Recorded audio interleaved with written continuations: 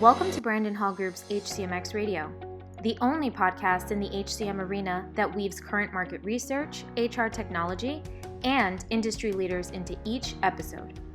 Our HCMx Radio host is our Chief Operating Officer and Principal HCM Analyst, Rachel Cook. Hi, everyone. This is Rachel Cook. I'm the COO and the host of Brandon Hall Group's HCMx podcast. Thank you for listening in, and I'm so excited, and I'm looking forward to our episode today with Mary Ann Travers, who is the Principal Valuation Services National Practice Leader at Crowe, and she also heads up their women's initiatives. Particularly, we're going to talk today around one of their most innovative and successful women's leadership initiatives, Women Leading at Crowe. And before we talk a little bit about their program, Mary Ann, I'd love for our listeners today to learn a little bit more about you and your background. I know you've been at Crowe for 15 years. You mentioned you recently came upon your anniversary during this pandemic. And so, and you're doing so many amazing things at your organization, and you haven't even paused for a moment on all the great work that you have been able to accomplish. Can you share a little bit about your background, your career journey, hobbies? I'd love for our listeners to learn a little bit more about you. Sure. Thanks so much for having me today, Rachel. It's great to be here. Delighted to talk to you and happy to share a little bit about my background. So I am a native Chicagoan. Born and raised, and I also, fun fact, happen to be adopted. I grew up bilingual, speaking English and Czech as I grew up, participating in Czech dance group and Czech school, and so it was a cool aspect of my growing up culturally. I also happened to be the first member of my family, my immediate family, to attend college, and had the great good fortune to go to University of Chicago in Hyde Park. Where I got a terrific education and met some really amazing friends, and even had the pleasure of being a founder of my women's fraternity, Kappa Alpha Theta, on campus. So a lot of fun from a college standpoint. You asked a little bit about my career journey, and so it's been a bit of a varied one. I have been a consultant my entire career. Started out as an economic consultant, so used that degree and parlayed it into an experience in economic consulting, but really found myself gravitating toward the finance aspects of my job. Did a lot of antitrust related work and a lot of finance related matters, in addition to programming and things like SAS and looking at statistics and economics data, and really enjoyed that, but knew that I didn't want to get a PhD in economics.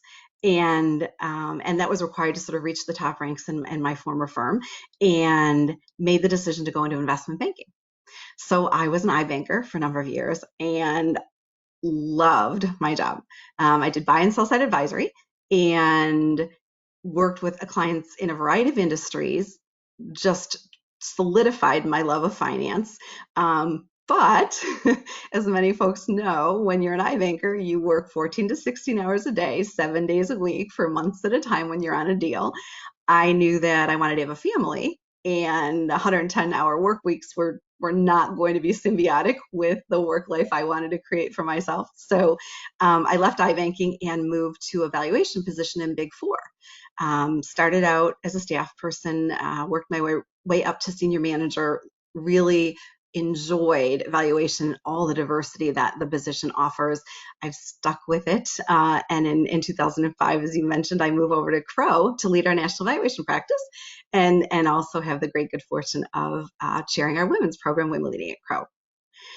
So my career journey is ongoing and exciting all at the same time. And I'm looking forward to sort of what the next chapter brings me, and then retirement in the not too distant future and what that might look like. So I have a lot of energy, and so retirement for me might look a little bit different than some other folks, but it's going to be an exciting time nonetheless.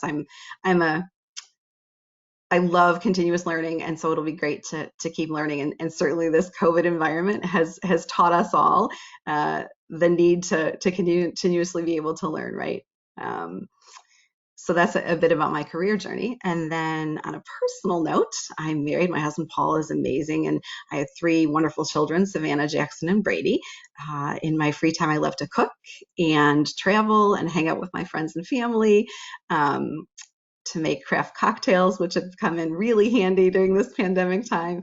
And I also do some volunteer work through a local organization that helps support women and children who are victims of domestic violence, Family Shelter Service. And I sit on the board of Junior Achievement of Chicago, and I volunteer at my local church and through my kids' schools over the years. So a lot of great fun in my personal life as well.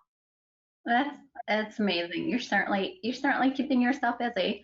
And how would you say with the pandemic and having children, trying to balance both, how has that affected you, or what kind of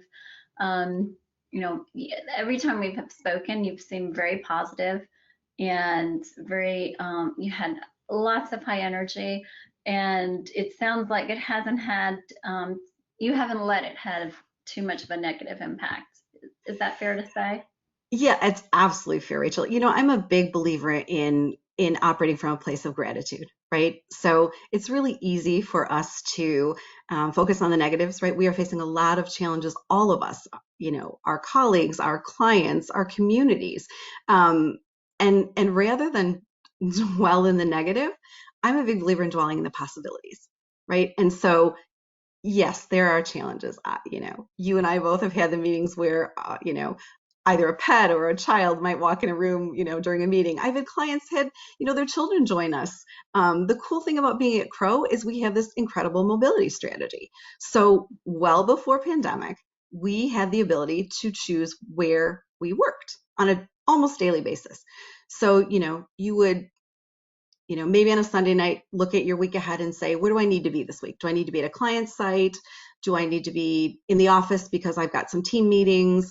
Can I work at my local coffee shop? Do I want to work at home? And so COVID hit, and as far as work life, we didn't miss a beat. Nothing changed for us. We had this ability to work at home. It was a mental mindset shift because there's something very different about working from home because you can versus working from home because you have to, right? I mean, our goal is to keep our people safe, our communities safe, our neighborhoods safe. So we are staying home to protect everyone. But you've got to make that mental mindset shift. And, to your point, you learn to roll with it. If you operate from a place of gratitude, you look for the silver lining. So even in some of my darkest days, I will try and sit back and reflect. I'll go on my porch if I can, or pop up into my room and think about what are the things that I can tease out from today that were my silver linings. Well, I didn't have to commute today, and that was time that I got back in my day. I got to have a great family dinner with my family. I made an awesome client connection, and we got to chat a little bit more personally, not just focused on a business call. So as I said, with our mobility strategy, other than what I'll call the non-location specific things like the national Zoom outages or the Wi-Fi blips or the, homeschooling with kids that have come up, we're looking for ways to be grateful for what we have and not focus on the things that are driving challenges. So I think that helps. I like that. And I can't imagine that you've had a dark day. Your personality, I just can't picture you having a dark day, but I have my challenges, Rachel, right? We all do. Everyone has a day. I had a day not too long ago where it was a really tough day.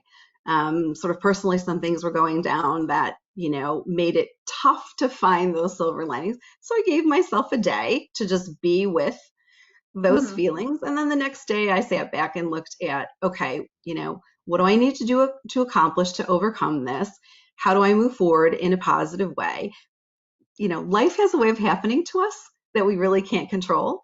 And, learning to roll with it, I think this pandemic is teaching us some really nice lessons in that regard.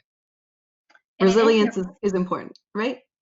Absolutely. And your mindset, it's so true. It controls everything. You can't control certain situations, but you can control how you respond to them, your feelings, how you react, how you treat others. My husband, each morning, he's been sending us lately these affirmations or positive quotes to me and the boys, or the boys and I, to, we have a teenager who's almost 17, and he's a great kid. He's really a sweet boy, but and he loves baseball, and he's good, and he's a good student.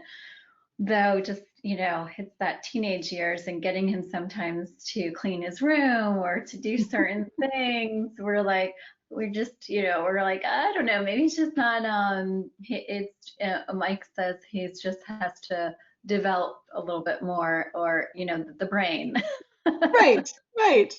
Well, we're in the same, right. Positive as we can. We're in the same boat. My oldest daughter is graduated last year. She's working, but living at home because of COVID. And she's an essential worker. So she works at our local children's hospital in the city. And so she has to show up to work, right? She has to go in. And we have to, as a result, be really careful around here to not expose ourselves so she doesn't bring anything to those kids. And we, our 17-year-old is in senior year and applying to colleges virtually. And so that's been really interesting. And to your point, trying to keep them motivated, right. When it's tough to manage just a course load and virtual training, because he runs cross country and all that kind of stuff. And our youngest is managing, is 13 and an 8th grader and managing his Zoom calls. And, yesterday his math class dropped him 4 times, right? Because Zoom was not operating through their server properly. So all those kinds of things present challenges, right? But we learn resilience. The kids are learning how to adapt to a new environment. They're trendsetters in making this work, right? I mean, they're part of the solution in helping us understand. And I sometimes look at my kids and say, well, if they can do it, surely I can as well, right? Right. And I think their generations has had so much, and we have 3 as well. 8 and an 8 year or 7 years old, an 8th grader, and a high schooler. And I think, just with technology and activities and all the celebrations at school, and I think it in somewhat it's great, but it's a little bit of an abundance. And I feel that, we wonder what if they're going to be like, fast forward 10 years, 15 years and look back, how has this impacted them? And I do think that, maybe it's giving them the opportunity to thrive through adversity. Yes. And you need adversity. You need to have some type of failure, some kind of uncomfortable situations, and hopefully rise above it and then learn from it. So right. I'm hoping that this will be good for them in the long run, where it's not everything's a party, everything's a celebration. Right, right. We didn't do that in our generations, Right. It was different. So anyway, let's talk a little bit about your women's initiative leading at Crowe. Can you describe what that is like, and also how you've been able to continue the momentum during this time frame? Sure. So our Women Pro program mission is to really inspire, grow, and connect our women to reach their full potential across their career. And we structured it on a 3-tiered structure basis to really meet the needs of all of our women across their full career journey. So from staff to partner, there's something for you. Our Inspire tier is really focused on our leaders. So our manager, directors, and partners, creating a community of leaders, cross business units sharing ideas, going to the market together, skill building, and that continuous learning mindset that I talked about, really showcasing our talents and honing our skills along the way, because we need to keep growing and developing in this evolving world, right? And so we've created this community. We typically get together annually in person. This year it'll be virtual, but we're focused as leaders, as teachers, as mentors, as role models, as career advocates to our future female leaders. So that's Inspire. And then our Grow program is our leadership development program targeted at senior manager women. They are nominated by our business units. They apply, and then they're selected to participate. It's a fairly high touch elite group of women who go through a 2-year leadership journey. It's a big commitment on their part. It's in addition to their day jobs in our various business units. but we're focused on helping them have all the right tools in their toolkit to continue to be successful in their career and really reach our leadership ranks. And so we are on our fourth Grow class. We inaugurated them last year. They are halfway through their program. And I'm really thrilled to share that already 24% of them have joined our leadership ranks.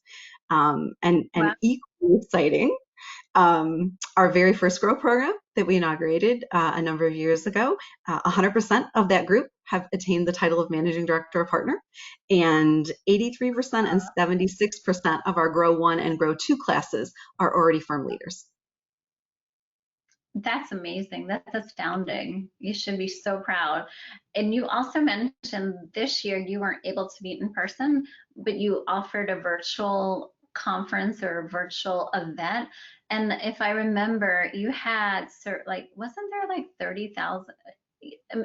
How many attended that virtual event? Well, we're The normal. hosting our we're actually we've had a series of events, our Connect quarterly programs, and we typically get about 1,000 of our folks to join.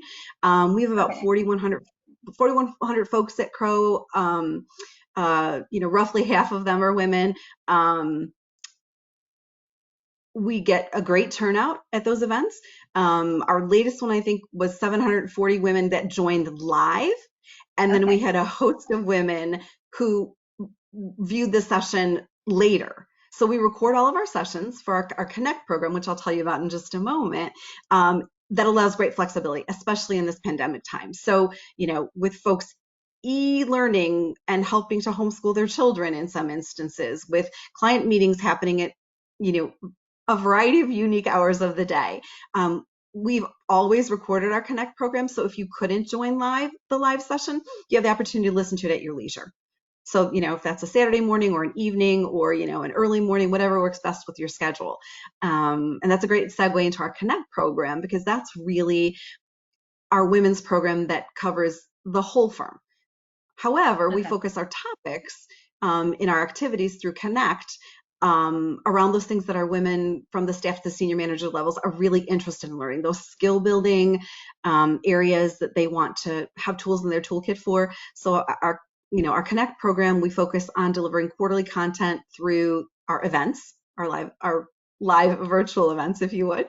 And then we have a Circles program that matches women up across the firm, across all levels, staff through partner, in more intimate groups based around affinity topics of interest, so that they can dive deeper and create, more meaningful connections. We think of that as a little bit of a organic virtual mentoring effort.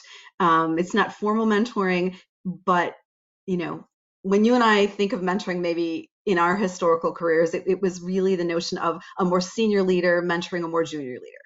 Well, through our circles, we're putting the idea out there that peer-to-peer mentoring is incredibly valuable, and junior leader to senior leader mentoring, maybe even more so. And so, everyone has a story, everyone has experiences, no matter your tenure. And we're finding it's been terrific to create these curated communities of women who then go on and potentially support each other throughout their career in small groups or one-to-one. So lots of exciting things happening from a Connect standpoint, just idea sharing, those connections to colleagues, really make for a rich and rewarding work environment, and never more important than in this virtual time, right? And if they are not formalized or not formal, how do you organize them, or how do they come about?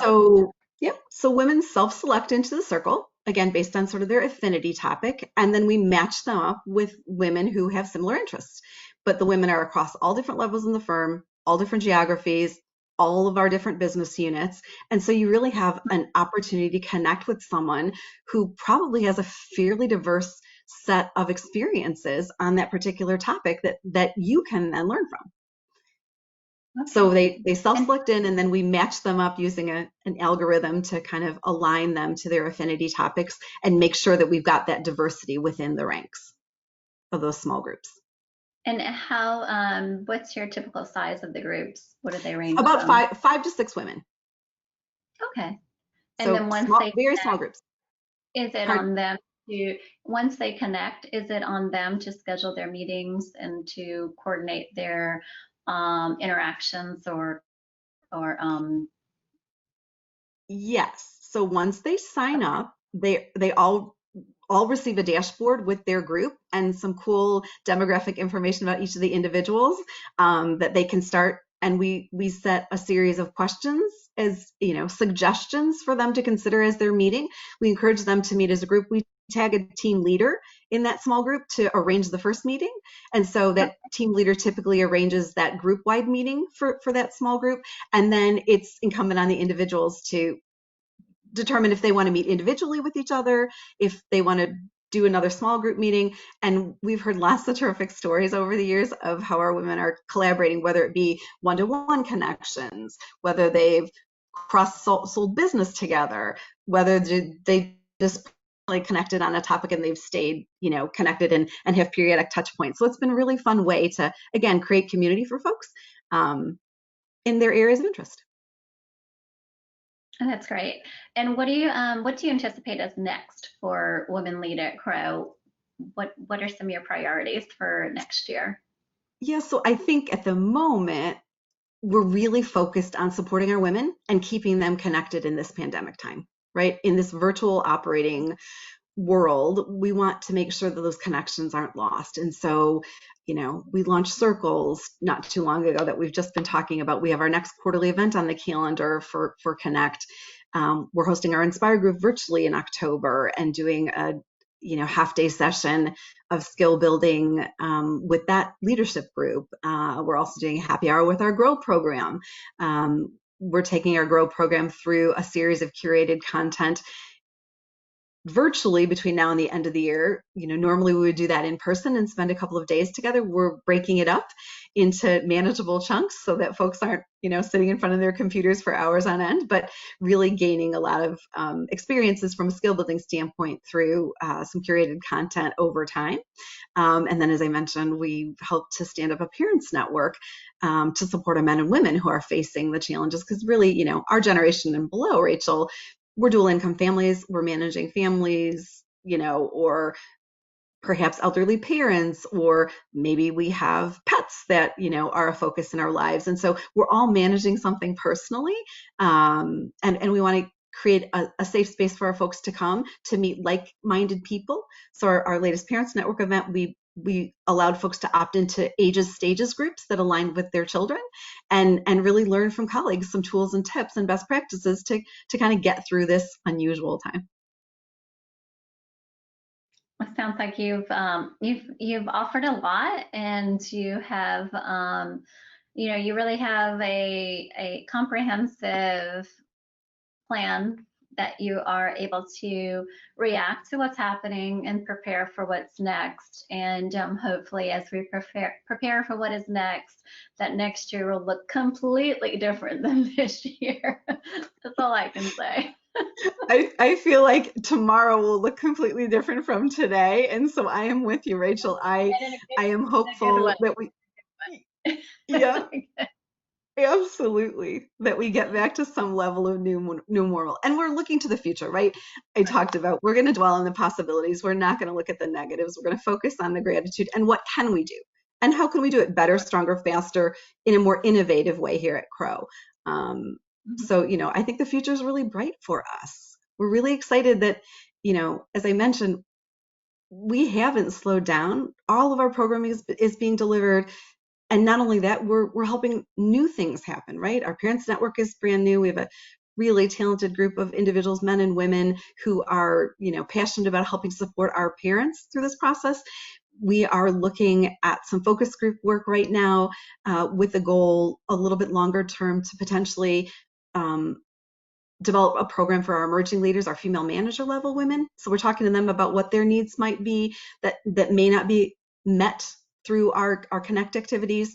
And we don't know what we don't know now, but we're learning lots. And so it's been very exciting for us to continue to drive gender diversity here at Crowe. We're partnering with our communications team to help with branding and recruiting for our firm. Really, it's a great place to be, and we love to share that with the world. So it's terrific stuff. Thank you, Marianne. Thank you for sharing, and thank you for being so revealing about what you are doing at Crowe and also talking about your background. You should be very proud of both your personal and professional accomplishments. So that's why I love doing what I do. I get to bring people like you to these conversations and to invite you to share, because I think that's what's so important is to share and to help inspire others to be able to make a difference. And sometimes it's a very small difference, and sometimes it's a big difference. And I truly believe that over time, small things lead to big things. I couldn't agree with you more, Rachel. It just takes one of us to do one kindness that grows those kindnesses, right? And so thank you so much for having me. It's been a pleasure meeting with you, and thanks for sharing our story at Crowe with your people. Well, hopefully we'll reconnect next year or sooner in a similar format, or maybe in person, possibly. I would love that. I would love that. I will happily host you anytime you come to Chicago. Well, you might have to send me one of your craft cocktail recipes, and we can meet for a virtual happy hour from. I would be delighted. As I will after we I will be delighted. A virtual, little bit later this afternoon, I will get you over a recipe. sounds great. Well, thanks again. Take care, and Thanks. thank you for listening in. And until next time.